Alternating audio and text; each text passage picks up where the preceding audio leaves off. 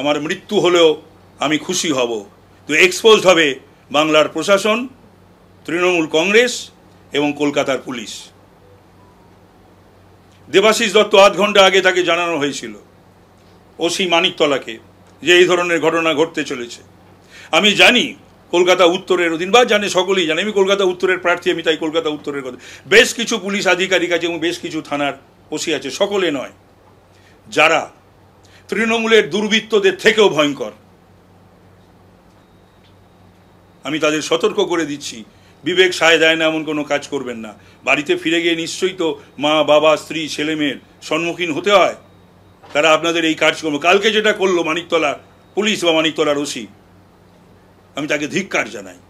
আমি চেষ্টা করেছি, আমি সমস্ত জায়গায় ইসি থেকে শুরু করে সিইও, সিপি, ডিসির সঙ্গে আমার কথা হয়েছে। সিপিকে আমি 2বার ফোন করেছি, পাইনি। চেষ্টা করব দেখা করার। হার্ড কপিও যাবে, সফট কপি গেছে সকলের কাছে, হার্ড কপি যাবে। এই ধরনের পুলিশ অফিসারদের নির্বাচনের দিক দায়িত্বে থাকা বা রাখা উচিত নয় বলে আমি মনে করি। কারণ আমি খবর পেয়ে যাওয়ার আধ ঘন্টা আগে আমি কাউকে দিয়ে বলিয়েছিলাম এর ধরনের ঘটনা ঘটছে। তো সুতরাং এটা মাথায় রাখতে হবে যে অশান্তি করে কিন্তু কোনো লাভ হবে না।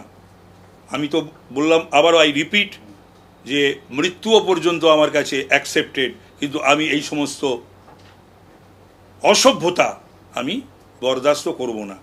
মৃত্যু হলে তো বাংলার তৃণমূলের আমলে গণতন্ত্রের বলি, আর এই শহীদ, এটা তো সম্মানটা, তো এই মর্যাদাটা তো আমি পাবো। কালকে আমরা সম্পন্ন করেছি আমাদের, এবং আমি এই আপনাদের মাধ্যমেও, পুলিশ আজকাল পয়লা বৈশাখে নমস্কার জানাচ্ছি, ভয়ে প্রতি নমস্কার পর্যন্ত জানায় না, ফোন ধরে না। আমি প্রার্থীরা যেন ভুলে না যায় তাদের প্রথম দায়বদ্ধতা গণতন্ত্রের প্রতি, সংবিধানের প্রতি, এবং শপথ নিয়েছিলেন। প্রথম দায়বদ্ধতা তাদের তৃণমূলের প্রতি হতে পারে না। আর তৃণমূল যা বলবে তাই করবে নাকি? আমি বাংলার মানুষের কাছে, উত্তর কলকাতার মানুষের কাছে এর বিচারের জন্য আমি যাচ্ছি।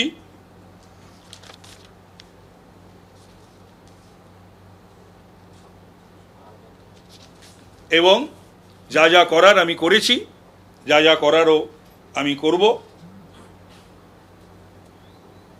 সুতরাং বিনা যুদ্ধে নাহি দেব রাজনৈতিক যুদ্ধ, এক সূচগ্র মেদিনী